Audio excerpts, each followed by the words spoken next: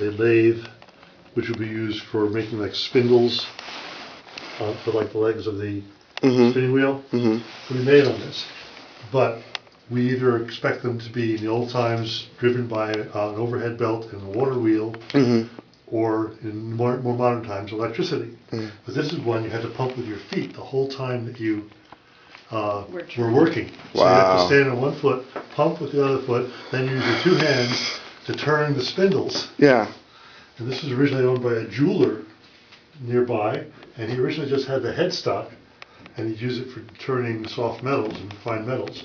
Then later his family gave him the tailstock and allowed him to use it like a conventional wood lathe. And this is my favorite thing. The way this house is put together. Oh, okay. No nails.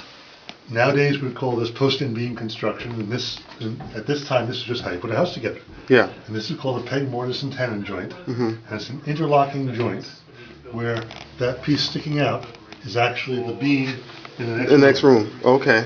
Yeah. And so, like for instance, these two beams were once one tree. It was split down the middle, probably using a pit saw, and then roughly shaped on the outside using an axe and an adze. You can still see the tool marks. And then joints like this were shaped on the ends to interlock it into the surrounding beams. This joinery has been there for 200 years. It'll probably be there for another 200 years. Yeah. And you couldn't even take that apart now if you had to, because they actually, when they made this, see how rough the pins are? Yeah. They're not very finely shaped dowels. Yeah. It wasn't because they couldn't make a nice round dowel. It's because they literally left those edges raised. And they put them in a bucket near the fire, and they dry them out really, really dry.